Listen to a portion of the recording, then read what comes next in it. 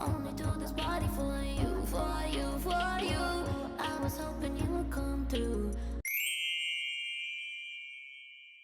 But there's always a gray area when it comes to a lot of, mixed people. A lot of us are ambiguous looking and can be mistaken for several different things. So when someone is ambiguous looking, there's really no point in like going back and forth on whether someone is looks like this or looks like that. You just have to chalk it up to, well, looks are subjective, because that's just the reality of the situation. Um but I commented under his video and I said, well, if you keep seeing mixed race people, saying this thing where it's like, hey, I was too black for the white kids and too white for the black kids, that's probably something that's actually happening. I'm really sick of the gaslighting, whether it comes from other mixed people or monoracial people. This whole gaslighting thing of like, oh, like making fun of us for telling our experiences because maybe they don't like the way that we're saying it. I don't think that there's any way that you could be more PC by saying, hey, I felt like I was an outsider. That is a roundabout way of saying what this means, of saying, hey, I kind of felt like an outsider. I felt like I just didn't quite fit in here and I didn't quite fit in there. What is the fucking problem? Like, how does that offend people? And also, how is that funny to people? Why is that like a running joke? And then, like, because it's been made fun of so much, there are mixed people that feel like they have to go out of their way to completely reject that an experience that they too, like a lot of other monoracial people, do not understand. And so because they don't understand it, they just downright reject it. They make fun of it. And they're like, oh, you guys are like fucking weird, the ones that experience displacement. And it's like, we don't have a community. And if you're, imagine being a race of people, you don't have a community. So you're stuck between two communities that you're not fully a part of, right? It's not anyone in there that's like fully looks like you. Every racial community, they have their own race of people. Anyone else that is there are literal guests. Like, hey, it's a black man, he marries a white woman, she is a guest in that community. A white woman that marries a black man, he's a guest in that community, right? But we all live amongst each other, and for the good people, we try to live in harmony, right? Imagine that, but you have no home based community. How the fuck are people surprised when children more than likely feel displacement? If mixed people had their own community, there are a lot of experiences that they probably would not have to go through if they had their own community. Number one being, they wouldn't feel displacement. I don't understand what is funny about displacement, because black people and Asian people and any other group, racial group of people that are non-white, talk about feeling displacement in the white community and white America specifically, because that's the only perspective that I can speak from, because I'm from white America. So that's not funny. When we hear that, everybody takes that conversation very seriously, and I'm glad that they do, and I would never want anything less than that. But obviously, because I know that, I would want that also for my own people. And so to see, like, specifically people of color make a joke out of displacement that biracial people feel is honestly some coon shit. That's like the most coon shit I've ever fucking seen, to be honest. And it's just like, it's a very hateful thing to do, and I just don't think it's funny, and it just needs to be said. And so that's why we get biracial people that are like this, where they're like, oh, well, I've never experienced that, so it must not be true. And so I had comments under his video, and I was like, well, if you keep hearing about it, then that means it's a very common thing. That means it must be happening.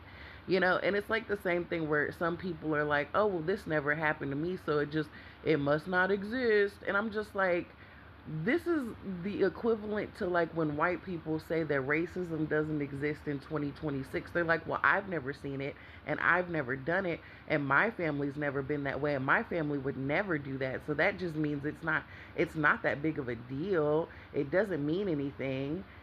You guys, like, black people essentially do the same shit that white people do to mixed race people.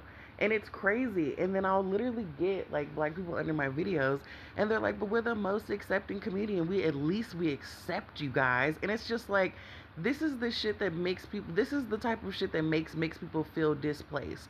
We cannot even speak on our experiences without being in a community that's getting super offended because you don't get it. Because you don't fucking get it. Like you're taking it so personally when we are the ones already being attacked for no reason.